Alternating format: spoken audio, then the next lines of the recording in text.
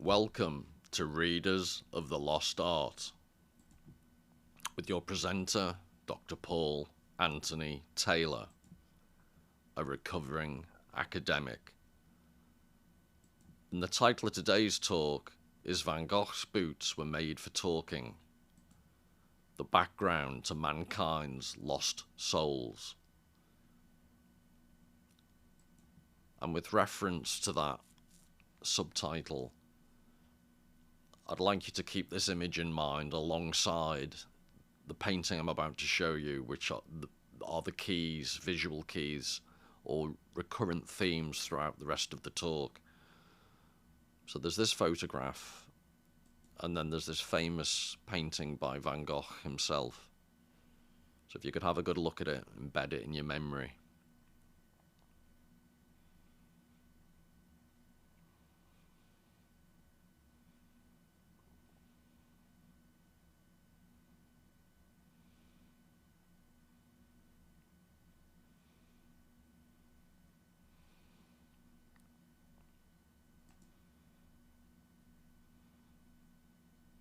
Now, before I start the talk proper, one thing I'd like to pick up on, because background is mentioned in the subtitle as well. I think it was Steve in the comments section, so hello Steve, but he mentioned, in a previous video I talked about the importance of a particular background in a painting.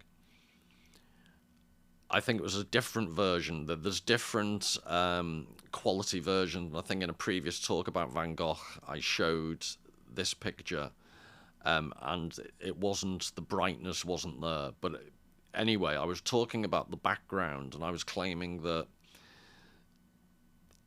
the lack of a discernible, it's quite an ambiguous background, and my argument would be it's not neutral.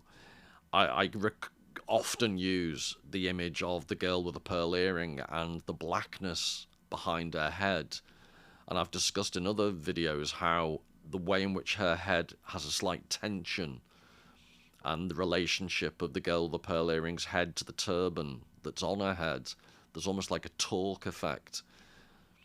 So her head's slightly twisted, and that's in relationship to the black void behind her head. So it's not just an empty void. And that begs the question, in this particular painting, is the background, I think the phrase Steve used was neutral. Now, I would argue no, and I'll try and explain why, but it does hinge also upon two levels of the word background and how to understand the notion of background. So there is the literal background in this specific painting, and then there's the background of the painting in a more general, what's its social background, what was the context within which Van Gogh was painting it, what were the personal elements of Van Gogh as an artist, how might that have affected the painting. So that immediately, just the notion of background throws up interesting questions. So yes, there's the question of a background in a particular painting, but then there's the bigger question of to what extent do you take into account all the other information that you may have to bring to an individual work of art. And there isn't an easy answer. It's a vexed question, and as we'll shortly see, there's quite vehement debates and disagreements between art critics as to how legitimate and where do you stop bringing in extraneous background detail. So I think the question of background in a specific painting, the role of it, is almost acts as a metaphor for the bigger questions about background. But in this particular painting, the background is quite ambiguous, so it's unclear what is behind. I would suggest the darkness behind the tops of the boots. The regularity of it implies a wall, maybe in a shed, wooden wall perhaps.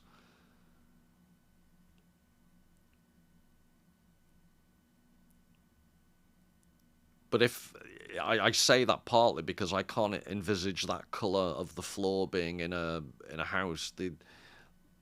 The idea that boots like that, which everyone assumes are peasant-like boots, they wouldn't really fit with good quality carpet or it just looks like the floor is earthen-like.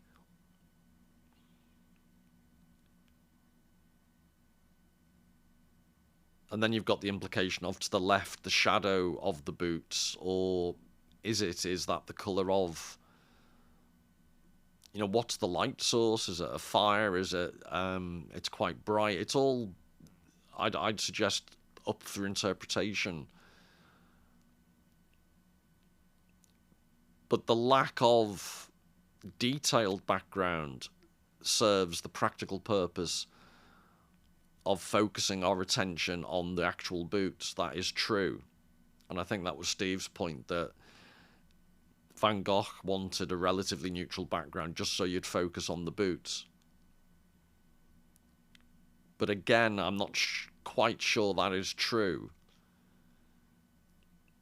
Or it's that simple, perhaps, because in order to draw attention to the boots, you've got to quite deliberately make use of the background and the way in which the background highlights the laces off to the side on the right.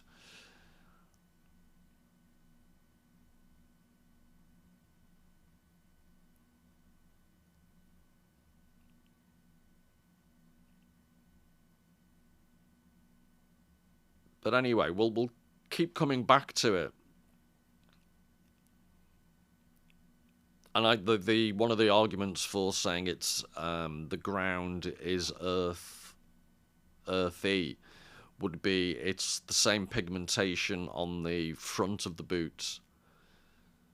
It's as if it's soil, it's earth that is caked into the boots, and it's the same as.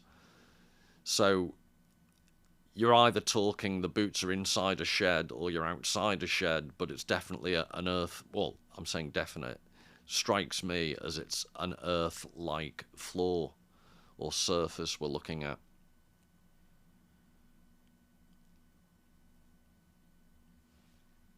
But anyway, fixating on these boots for a second. But when I say fixating, this is what these critics have done.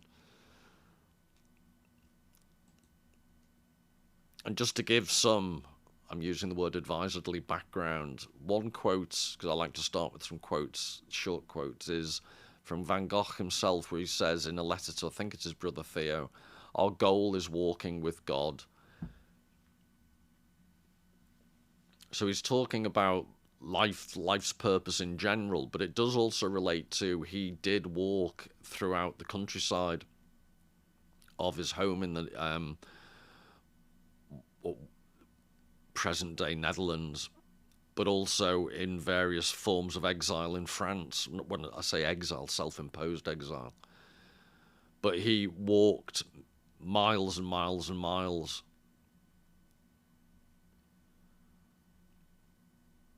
By modern standards, quite incredible distances. That had the byproduct of, well, and also I think it was, he wanted to be immersed in the nature he was often painting, but as we'll see shortly also, he immersed himself deliberately in peasant life. So that's some type of background and context to why would he be painting these boots at all. Again, if you could keep that theme in mind, he was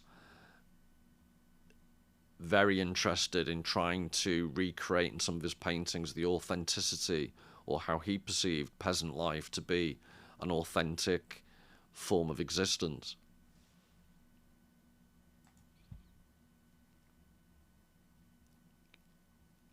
And this is Martin Heidegger, one of his statements he made about those boots that we've seen. The peasant woman in the field is wearing these shoes. Now, I'll shortly give you a relatively long quote from Heidegger, but he uses the boots as a launching off for quite a imaginative projection of what the boots signify, and he just assumes they're female peasant boots,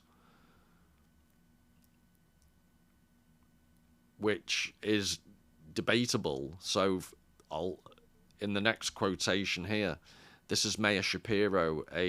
Heidegger was writing about these boots in 1935 in an essay called "The Origin of the Work of Art."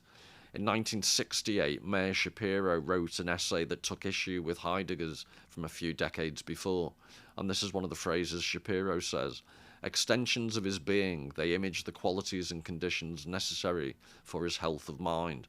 So Shapiro disputes Heidegger's projection that these are the representation of peasant boots, and Shapiro focuses upon the boots belonging to Van Gogh himself. And I'm suggesting this is almost a metaphor, like background can be a metaphor, the two different types of background. I think Shapiro and Heidegger, their contrasting interpretations of the painting are interesting, because Shapiro wants to focus upon the boots themselves, and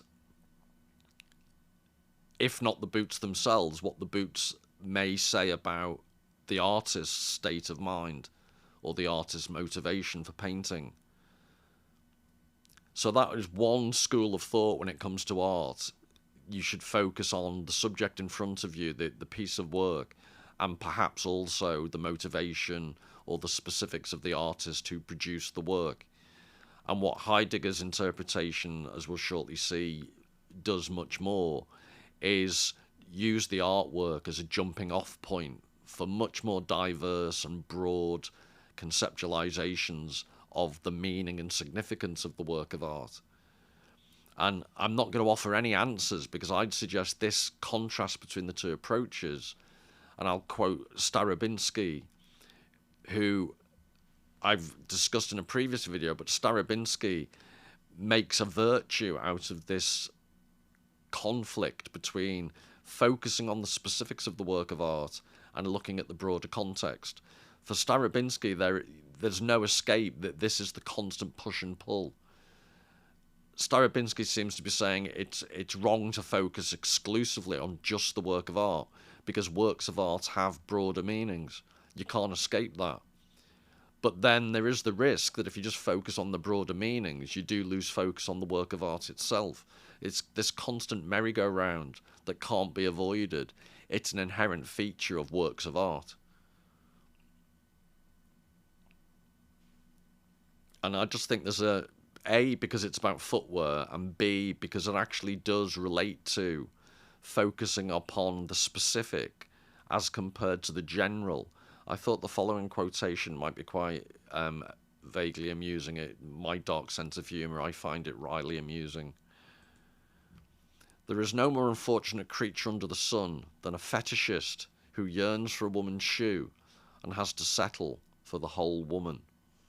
So there's this tongue-in-cheek comment, but it does relate. So most fetishists focus inordinately and perversely to some people's mind, or it's implied in the notion of fetishism that there's an over-fixation, there's an unhealthy focus upon one particular aspect to the exclusion of all else.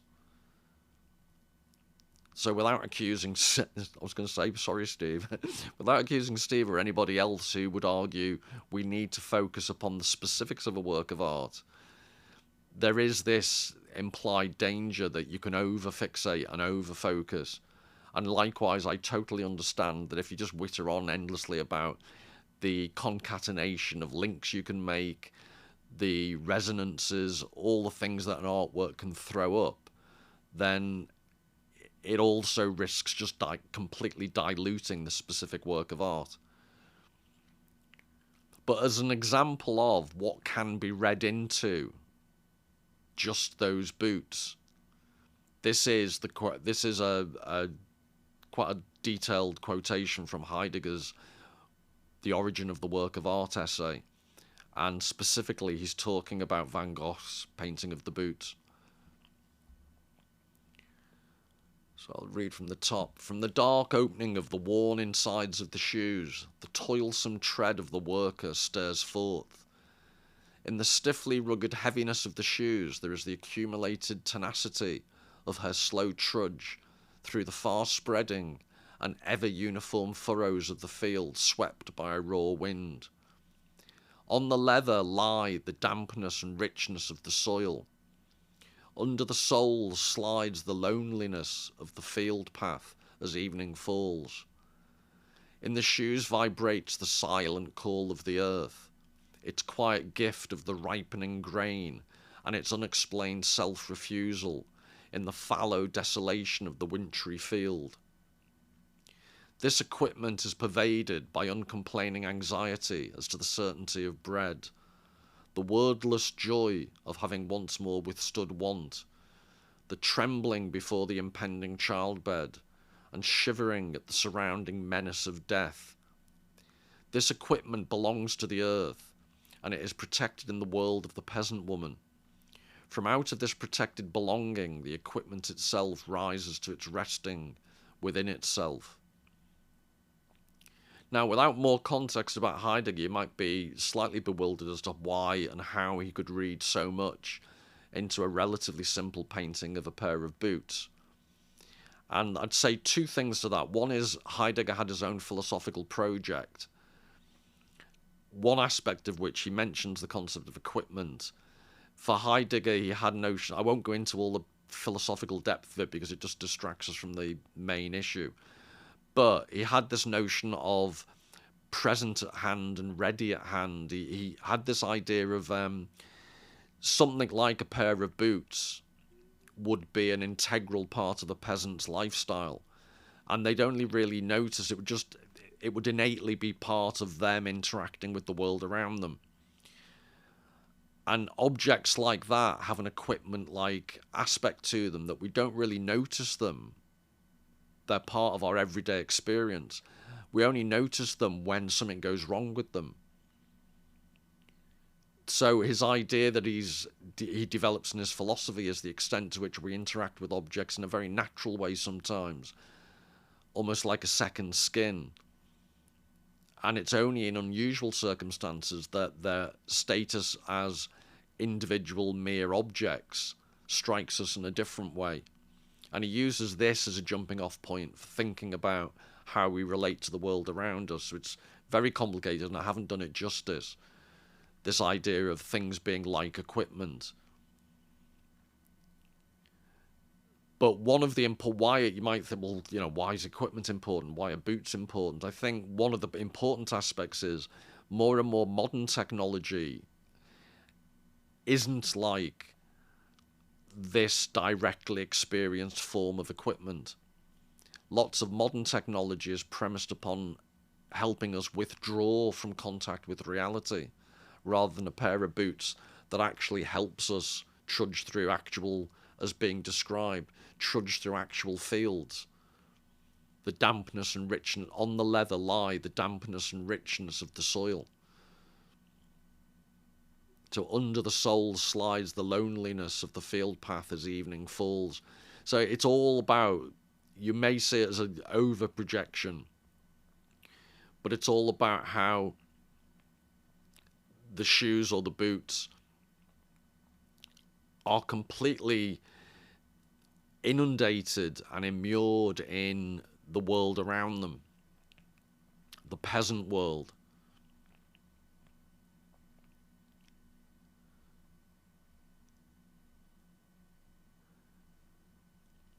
So I've described how some of this relates to Heidegger's, so he's used the boots, he's used the painting to buttress some of his own philosophical arguments. And if you're not interested in Heidegger, you may not be interested in that aspect, except the second point I was going to say was, I'm going to now show you aspects of Van Gogh's own background. So remember the background to the painting and the social individual background of Van Gogh himself.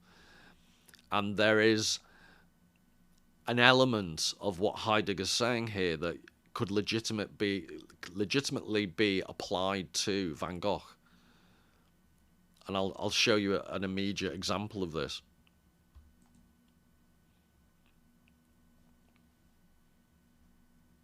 So this is a painting, as you can see, of a Bible and a candlestick. But Van Gogh's father was a preacher, a churchman. And in a previous video I showed you Gauguin's chair that Van Gogh painted, and Van Gogh painted his own chair. And in Van Gogh's work, there was this idea of objects showing someone or something that was absent. So the theme of absence I discussed previously. Absence makes the art grow finer. I used that punning title in the previous video. But this is of a similar type. He's showing his absent father.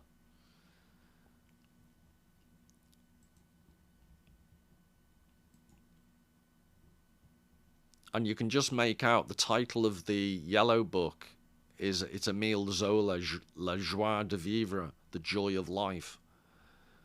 And at the time that Van Gogh is doing his painting, Émile Zola was writing a cycle of books, a large 35 or 36 perhaps, a large number of novels about the rapidly urbanizing French society.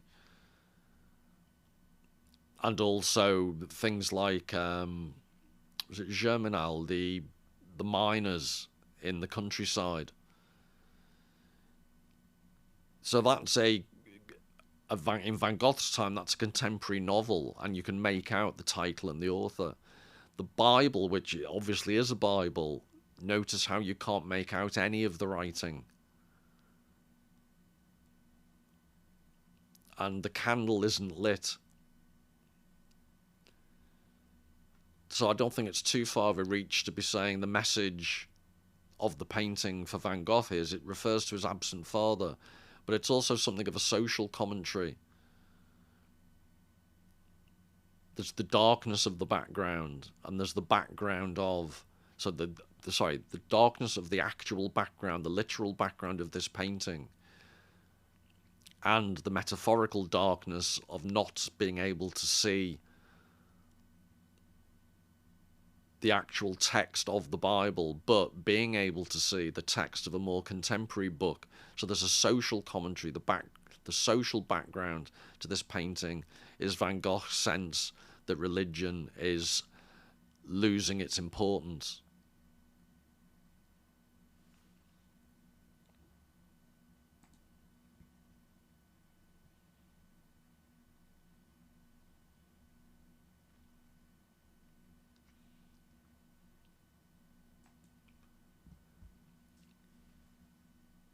And then if you bear in mind what Heidegger was writing about, and your initial impression might have been, oh, what's he wittering on about? But again, just to give you the background of Van Gogh himself, this is a famous painting, The Potato Eaters.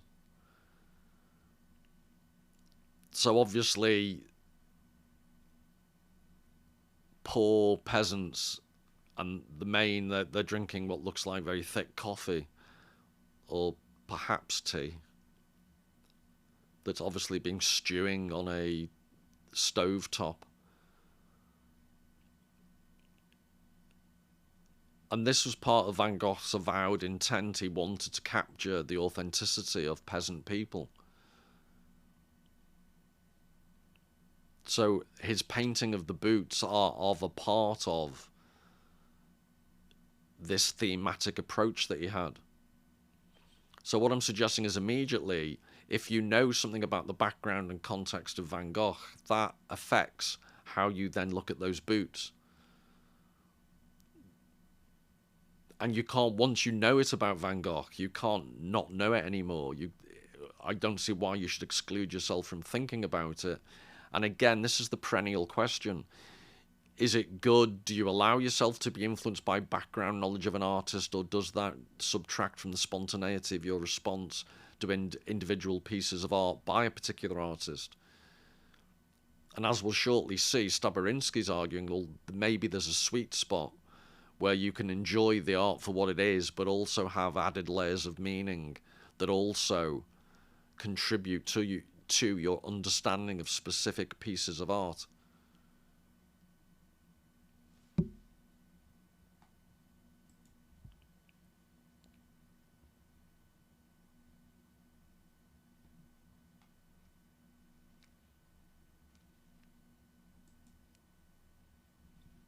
So I've mentioned Staborinski, and in the previous video absence makes the art grow finer. I quoted from this book of his, L'œil vivant, The Living Eye. And I wanted to address this concept of authorial fallacy. So it's a common response to critics or people who want to interpret art. A common response is, well, that's not what the author intended, so you shouldn't say that. And that's sometimes referred to as the authorial fallacy. And why it's a fallacy is, for starters, I don't know how to put this to sound aggressive, but who made a particular artist? I was going to say, who made a particular artist the meaning police? Just because an artist obviously is the primary producer of a work of art, it doesn't necessarily mean sometimes they are the best interpreter of their own work. And they certainly don't control the meanings that art can accrue over time. So brilliant as he was, Shakespeare died so long ago, he cannot have imagined the resonances his work would have with later generations who had their own concerns, but also common concerns with Shakespeare and his contemporaries. So artworks have, it's like a pebble hitting a pond, they have reverberations beyond the control of the original artist. So this idea of authorial fallacy, there are elements of art the original producer do not control, nor should not control, arguably. But I'd suggest that there's a common pressure not to speculate or not to seek meaning too far beyond the common sense understanding of what the artist intended. And again, it's this tension, it's how far do you go along that path. But this is from Staborinski himself. One must betray the ideal of identification in order to acquire the power to speak of this experience and to describe in a language other than that of the artwork the life one has found there. Thus, in spite of our desire to drown in the vital depths of the work, we are obliged to stand at a distance if we are to speak of it at all. So why not deliberately establish a distance capable of revealing in a panoramic view the surroundings with which the work is organically associated? We might attempt to identify certain significant relations unnoticed by the writer, to interpret his unconscious motives, to understand the complex interactions between, on the one hand, a life and work, and on the other hand, their social and historical circumstances.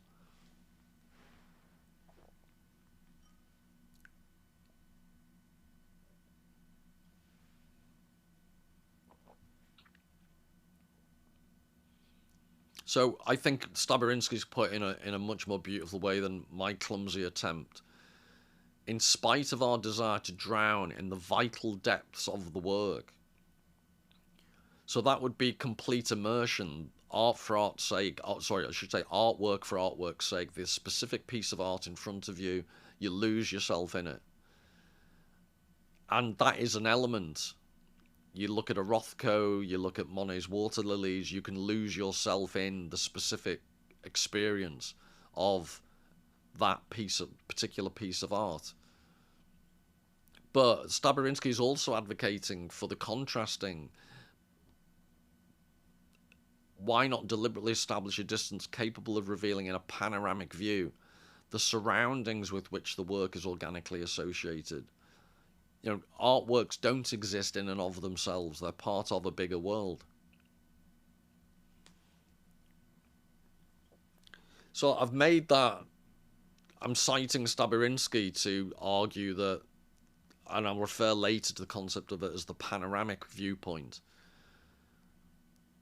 So one useful way to think about the two polar opposites is complete immersion. What does he say? Our desire to drown in the vital depths of the work. So if we call that the immersive notion, and then there's the panoramic. There's immersing yourself in the specifics, and there's the panoramic, looking at the surroundings. And I don't think, I'm thinking back to my pained description of the Van Gogh boots painting. I don't think it was my articulate best, partly because I struggle to put into words what the background of that painting, how it achieves what it achieves. So it sounds a bit weaselly, but I'm using my inarticulacy as proof of the strength of my underlying argument. But I'm now going to show you how there are layers that can be added to that painting of the boots by looking at what Staborinski is now calling the panoramic view, the surroundings. And be interesting how convinced or otherwise you are of the argument that is based upon this more broader panoramic view.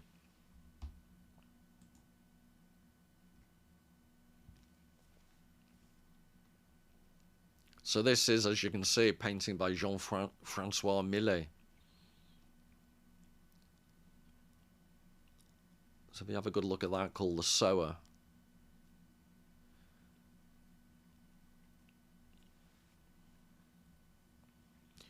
And now I'm going to begin showing layers. And this is in support of Staborinski's notion of the panoramic, and as a slight critique of the idea that you should only pay attention to a specific artwork and a very narrow specific context. So for starters, you've got Matthew 13 from the King James Version, which is the only version, none of this more modern translation nonsense.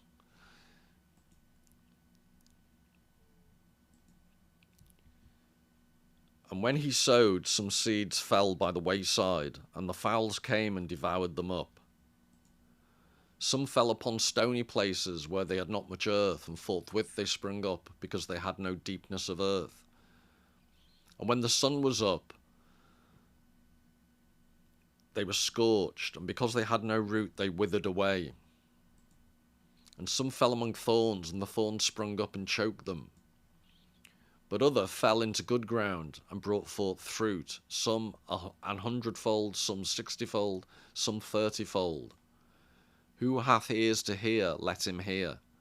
So this is quite a famous, and I'm not trying to convert anyone, but I'm just pointing out, for Van Gogh, whose father was a churchman and he was religious, well, in and out, he had a complex relationship with religion, but he thought about God often. This would be an immediate influence or knowledge that Van Gogh would have. So first of all, he'd be very familiar with the Millet painting, and then he'd also be familiar with the text. Remember, this channel's always about the interplay of the text and the image.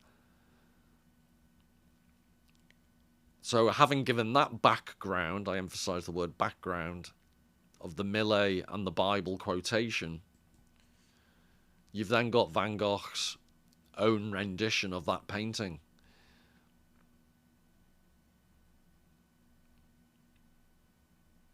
And what I'm suggesting, asking you to look at this is all further context to the peasant boots. This is all a part of what Van Gogh was trying to do and explore about peasant life, of which the boots are one painting.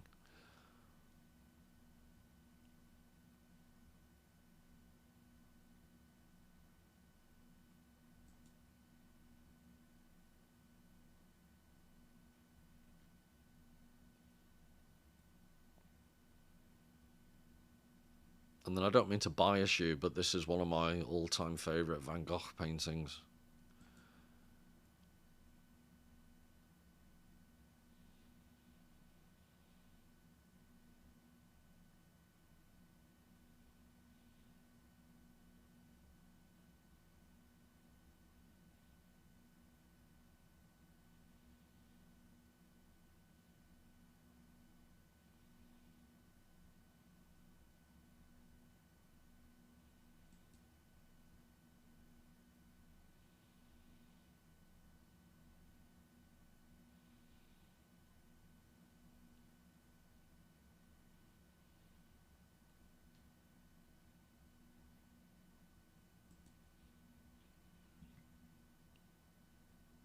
And then it always interests me the range of So this is slightly more kitschy. It's not as intense as the others.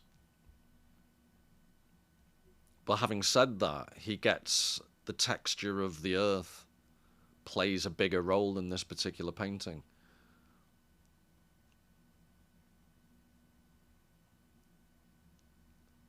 And it's almost a double whammy. You get the textured nature, the earth is uneven, but also it recedes almost like a sea.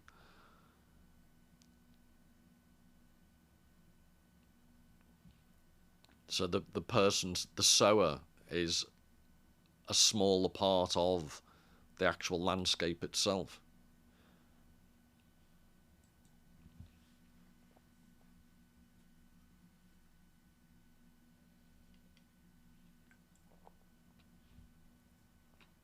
And then with Van Gogh, when I say it's one of my favourite paintings, it's always until the next favourite painting pops up. But I think this is absolutely stunning.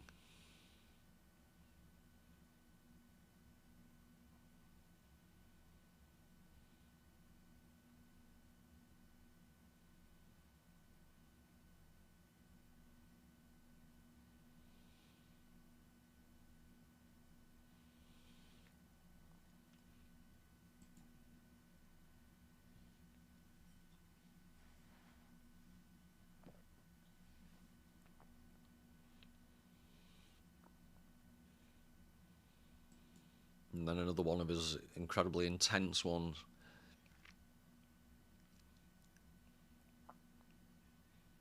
And when I mentioned the earlier, the more gentle painting had an element of the sea to it. This is, a more extreme version of running water almost. It's almost the soil becomes a torrent.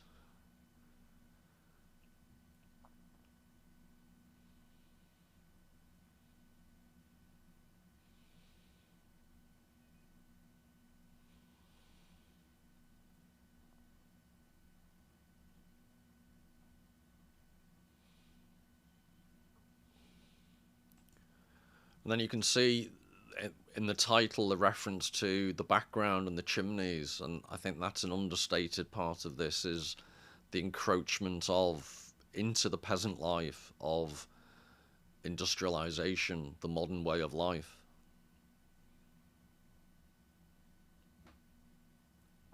See, it says the outskirts of Arles, but you can imagine it wouldn't take too many decades before that field would be concreted over.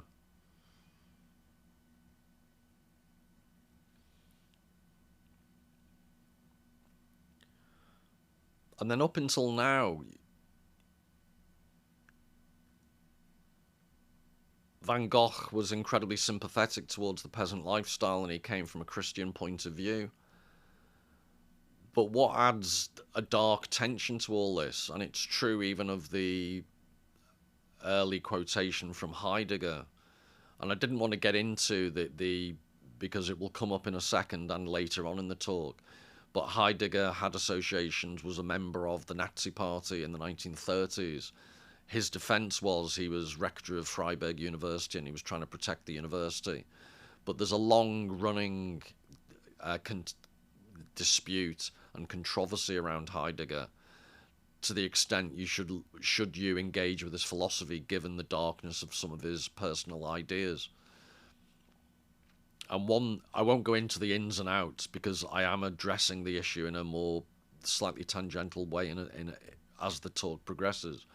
But one very practical, immediate problem is if you try and boycott Heidegger's philosophy because of who he was as a person, you're still faced with the fact many thinkers, including prominent Jewish thinkers, were profoundly affected by Heidegger. But in any case, what I'm trying to say is Van Gogh is looking at this peasant lifestyle with the best of intentions. But Heidegger's fixation on the peasant lifestyle could be associated with darker blood and soil type Nazi ideology. And if not Heidegger, this is a work of someone who later was a prominent artist under the Nazi regime. So what I'm highlighting is the tendency of, again, the background, how you can't insulate individual works of art from the more general context, and how they may be misused or misapplied, or the sentiment might reappear in much darker environments.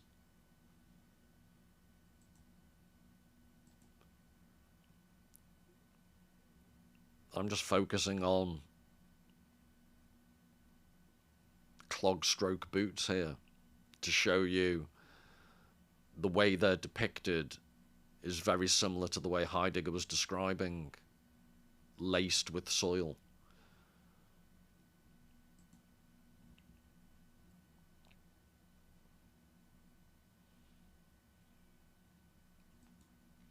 But we'll return to that theme. But in the meantime, the Staborinski, the idea about this I shall call the panoramic gaze, what he was talking about before, about taking the wider picture, so to speak.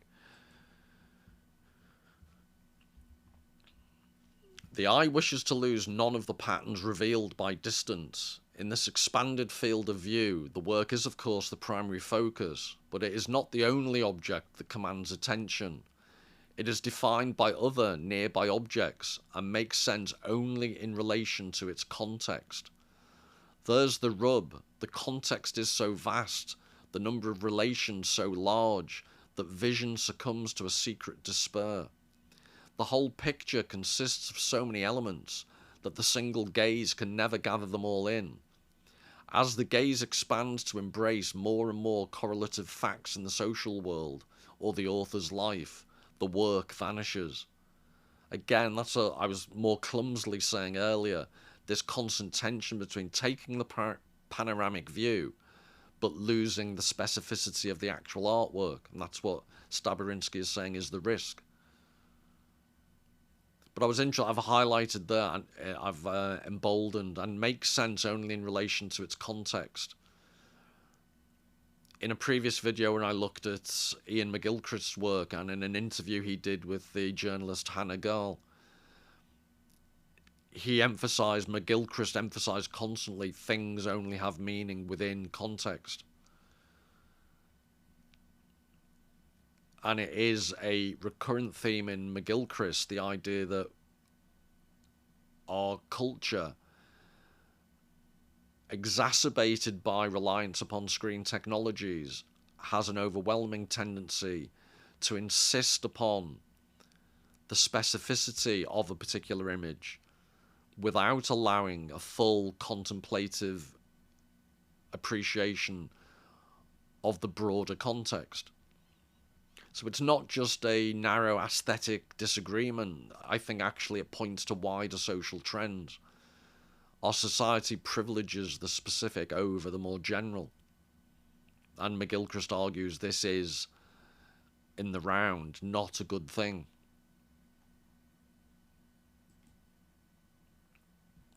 Hence, the triumph of the panoramic gaze is also a kind of failure. The panoramic gaze causes us to lose sight of the work and its meanings by trying to give us the world in which it is immersed. Perhaps the most comprehensive criticism is that which aims at neither totality, which is the panoramic view, nor intimacy, which is our intuitive identification. It is the product of a gaze that can be panoramic or intimate by turns, knowing that truth lies in neither one nor the other, but in the ceaseless movement between the two. Neither the vertigo of distance nor that of proximity is to be rejected. One must aim for that double excess in which the gaze is always close to losing its power entirely. And I think this is interesting because, again, when I've discussed Iain McGilchrist previously, I've deliberately focused upon his notion of the dipole. This idea in physics, both within electrical fields and magnetic fields, you have these opposing forces. And that is what's being referred to here by Staborinski. The ceaseless movement between the two. That is a recurring theme within McGilchrist's work that this is how the natural world tends to work. Its oppositional forces have a generative power. And I'm convinced that's why art has such appeal to people at quite an intuitive, preconceptual level. Because this tension between immersion in the specific and our tendency to adopt a panoramic gaze, I think at some level replicates this idea of the dipole. I think it's a creative tension. The idea is not to try and solve the tension, but that's what art actually promotes. The creative tension between the two extremes.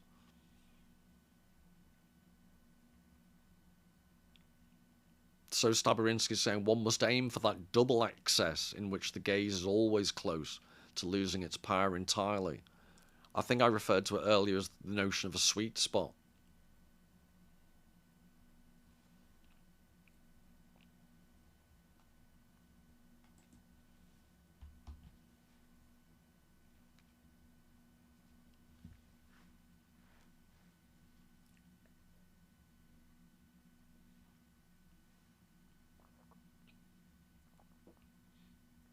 Now I'm showing you this, A, because it's obviously relevant. It's another Van Gogh of the very close in time to the other painting of the boots. But in a future video, I'll develop at length why this always makes me think of Waiting for Godo. So you've got that joy to come.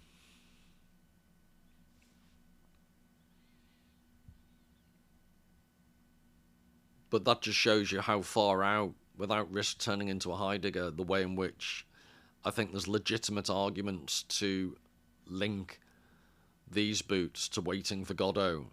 And this is the point being made about the panoramic gaze threatens, if you're not careful, to become wider and wider and wider. But if you are careful, the width of that panoramic, the breadth of the panoramic gaze can actually be immensely creative and rewarding.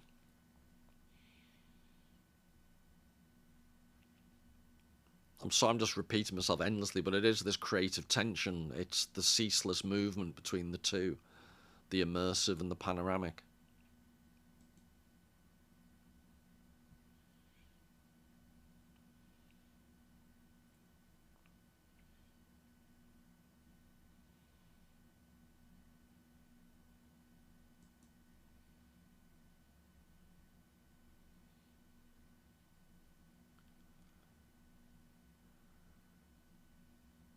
And here's yet another. But one of the reasons I wanted to show you this was, and this may not be true because these are obviously incredibly soft suede-like leather, and they're a battered old pair of shoes.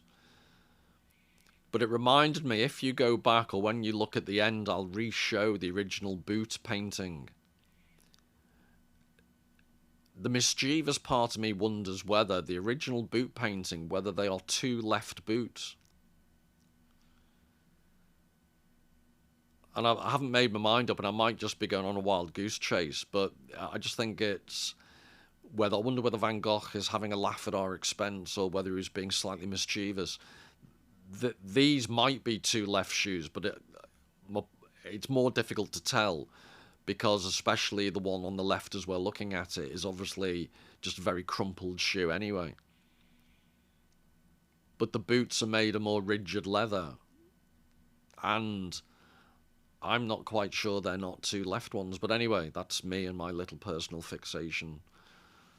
The boot fetishist that I apparently am.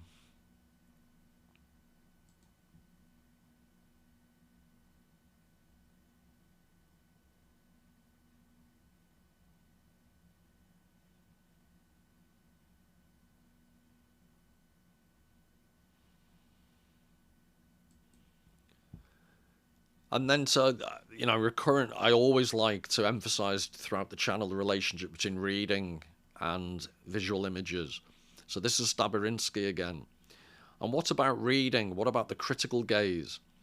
The exigencies that animate it are not unlike the ones we find in the creators, by which I think he means artists. Sight is asked to lead the mind beyond the realm of vision into that of meaning. The critical gaze deciphers words in order to intuit their full meaning. This perception is a visual act only in the metaphorical sense. Thus, the critical gaze loses itself in the meaning it awakens. It blazes a trail, but only to make pure pleasure possible without laborious access. Mallarmé's pour plaisir sans chemin. It transforms the written signs on the page into living speech, and beyond that establishes a complex world of images, ideas, and feelings. This absent world is waiting for help, anxious for protection. Once awakened, however, this imaginary world requires the reader to make an absolute sacrifice. It no longer allows him to keep his distance. It demands contact and involvement. It imposes its own rhythm and its own destiny. So I liked this quote and I wanted to foist it upon you because it emphasizes now the role of the critical gaze. In other words, the way in which visual images can interplay with written critiques. And then in the second paragraph, so that was the first thing I wanted to emphasize. But then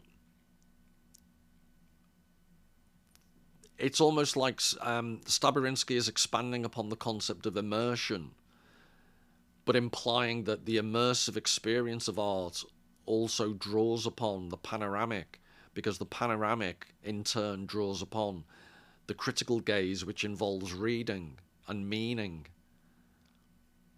But in either case, what I really, really wanted to emphasize about this was it demands contact and involvement. It imposes its own rhythm and its own destiny. Now again, McGilchrist doesn't talk about this explicitly, but I keep seeing links between Staborinski's work and McGilchrist's, because what Staborinski's claiming here is that art and critical reading makes us, it demands contact and involvement. And modern screen culture does the opposite. It doesn't involve contact and involvement. It's much more abstract and superficial. And in order to illustrate that, because it's relatively easy for me to say, but in order to show you, here's an image.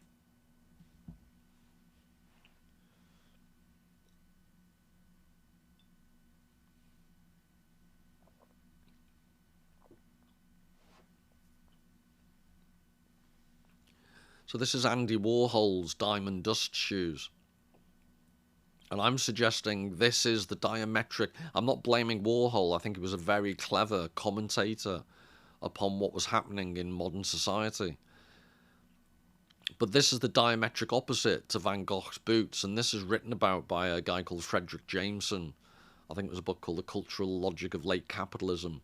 And he's dealing with difficult concepts, but I've never been a fan of Jameson, even by academic standards. I don't think he has a brilliant brain, but he doesn't write well. But anyway, he analyzes this particular painting, or sorry, lithograph, I think it is. But you see how this is almost like an X-ray. This always reminds me when I see it of, if you watched my video on Rear Window, and the beginning of Rear Window, you see a negative of a... I think it's a negative of the Lisa character, or if not Lisa, there's the negative image of a model on a glamorous magazine. I think I always think it's Lisa and it isn't. But anyway, it's a negative image, and then you see the actual image on a glamour magazine. And it's this negative-like reproduction. And I'm suggesting this is the opposite of what Staborinski was calling for. Involvement. This is taking away. There's no soil on these shoes. There's no sense of lived reality. This is antiseptic. This is X-ray-like. So that's an extreme representation of what I'm talking about, what we lose when we can't relate fully to the peasant boots and the soil on them, because we lead completely different, hermetically sealed lives by comparison to the peasants that Van Gogh was engaging with. But this is I'm going to show you now a less extreme, but perhaps even more depressing illustration of what's not happening today, how we've lost touch with art, or what we do to art, rather than engage with it. So this is the crass commercialization of Van Gogh.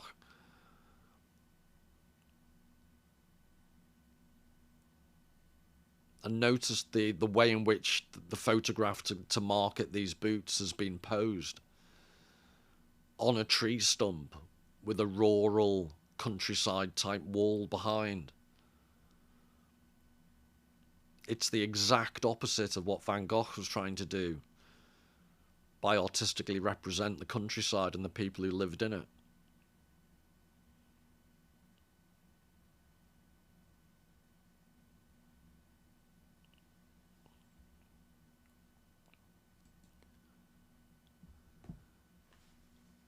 So here's an excerpt from quite an interesting article. At the same historical moment of Heidegger's essay, that's the origin of the work of art essay in 1935, René Magritte painted the Red Model, a wry representation of a pair of empty shoes that meld into human feet.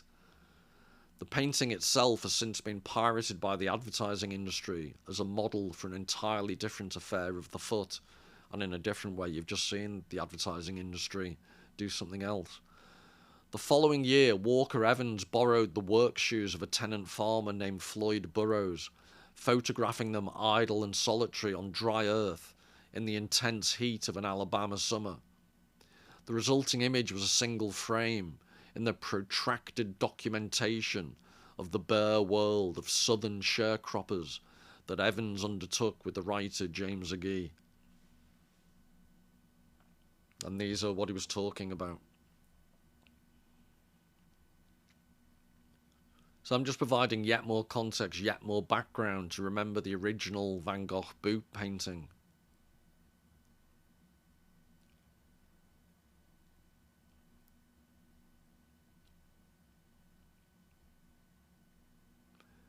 And an element that I don't think, emphasised enough when I was warbling on about the Van Gogh boots was the significance of, it's almost as in this photograph, the biggest significance of the Van Gogh painting of the boots is not necessarily the boots themselves, but what they allude to and what isn't there. And I did say that this is what Van Gogh often does. He has objects that allude to people who aren't there. And that's what Heidegger's picked up on, and that's what Heidegger's run with. But it's this paradoxical notion of good art. It doesn't just depict what it depicts. It's depicting things that are absent but alluded to. And again, that is a quality or a tendency that screen-based media image society doesn't tend to have that quality or ability to do. There's a fullness, there's a self-evidence to a lot of the images we see through media that aren't based upon absence, that aren't based upon contemplating what isn't there. That takes the active, immersive quality that Staborinksi was talking about. The combination of the panoramic and the immersive and the ceaseless movement between the two. What's there and what isn't there.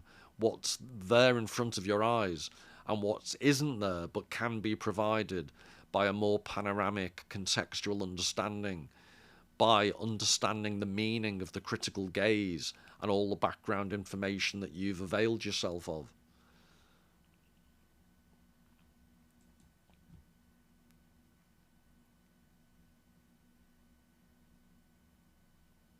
And then there's just one thing I'd say about this is the uncanny element. I've mentioned in previous videos the German word unheimlich, that Freud uses, which literally means unhomely. And there's something, unless you've got a phobia about feet, there's nothing unnatural or disturbing about feet. But when the boundary between the outside and the inside is blurred, as in this representation, there's an uncanny element. And the concept of the unhomely, the uncanny in English, tends to be not a particularly threatening thing in and of itself, but the uncanny quality comes from seeing something that you're familiar with, but in an unfamiliar context. That's what creates the sense of uncanniness. And I think that's what Magritte has knocked out the park here.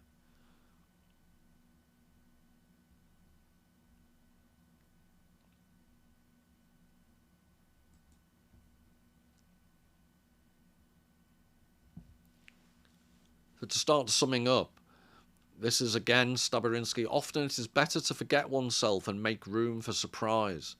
We may then be rewarded by the feeling that the work is developing a gaze of its own, directed toward us, a gaze that is not only a reflection of our interrogation, an alien consciousness, radically other, seeks us out, fixes us, summons us to respond.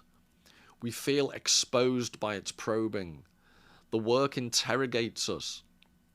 Before speaking for ourselves, we must lend our voice to the strange power that queries us. Yet docile as we may be, there is always the risk that we will prefer comforting tunes of our own invention. It is not easy to keep our eyes open, to welcome the gaze that seeks us out. But surely for criticism, as for the whole enterprise of understanding, we must say, look so that you may be looked at in return.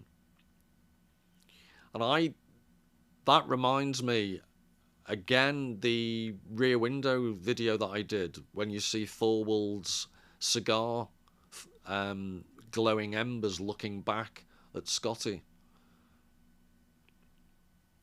This idea of being looked back at. And again, in line with what Iain McGilchrist is saying about modern society, this idea that we feel exposed by its probing, the work interrogates us.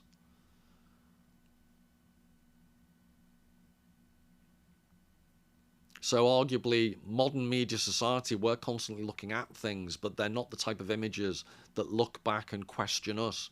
Whereas, again, I'm trying to give examples of what art does that non-art struggles to do. And it's this quality. It challenges us. It's not just passive, docile looking.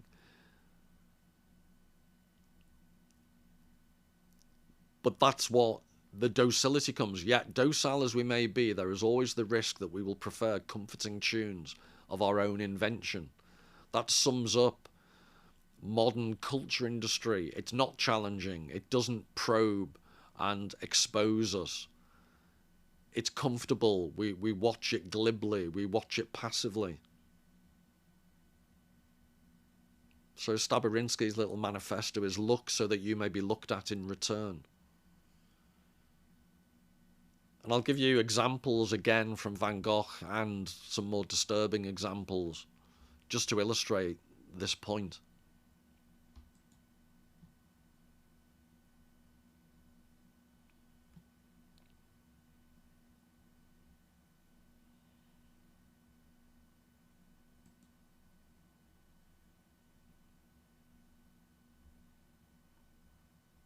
So this emphasis upon clogs will become apparent in a second.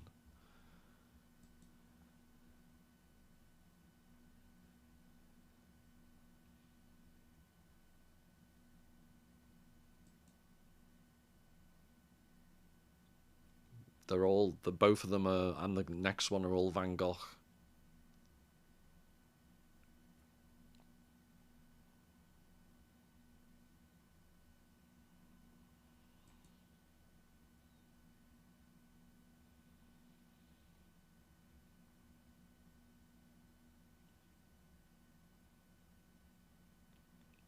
And then if you can remember the whole theme of this talk, I've been trying to get you to think about the added context, the added background that artists can't control. Remember the authorial fallacy.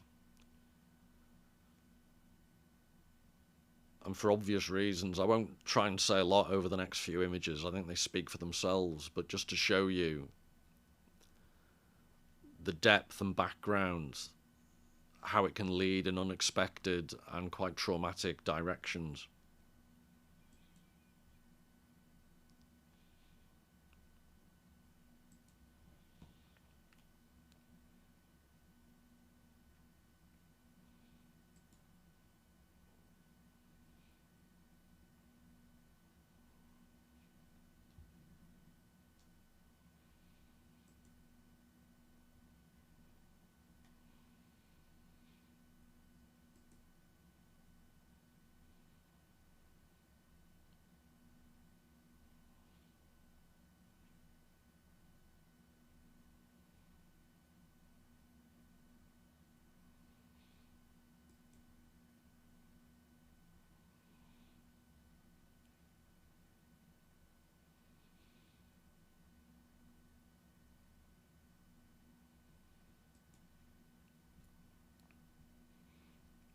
This was a sketch. Her name changed. This was a name when she emigrated to,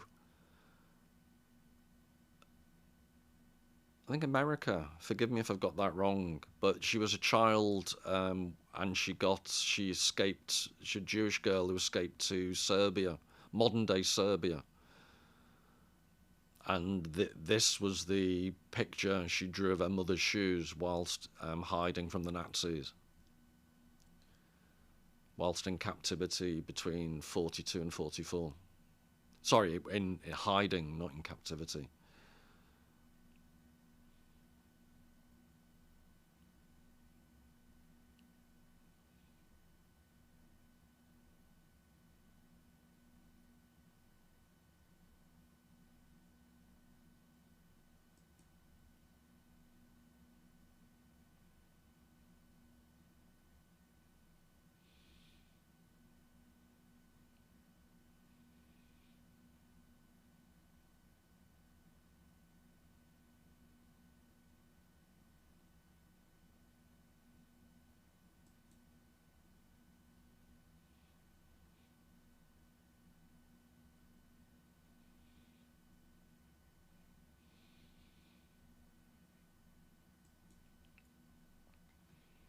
And remember this, I showed this at the very beginning.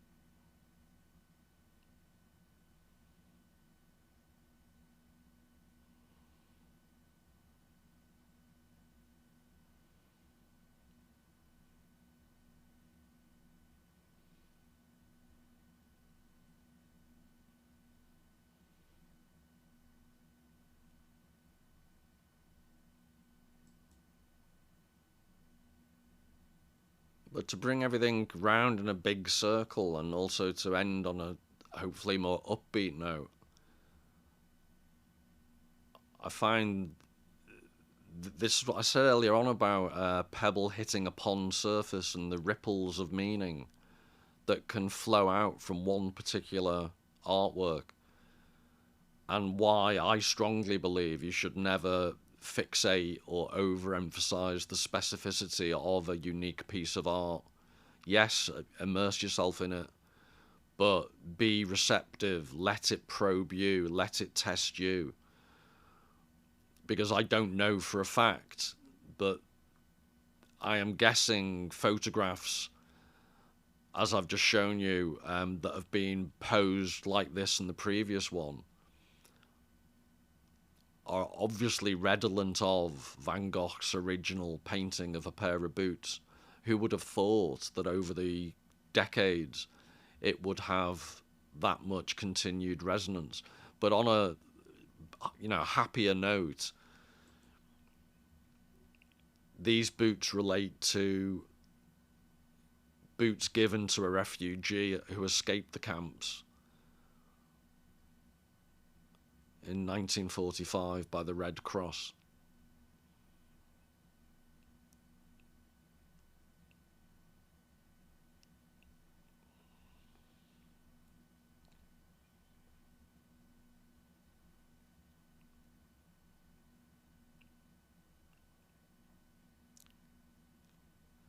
And all those images and all the words I've tried to use to clumsily express what can be conveyed by art, all of that, and I haven't even scratched the surface yet of, the full resonance of Van Gogh's painting, but all of that comes from that one painting, which I'll show you to conclude. So until the next time, all the very best.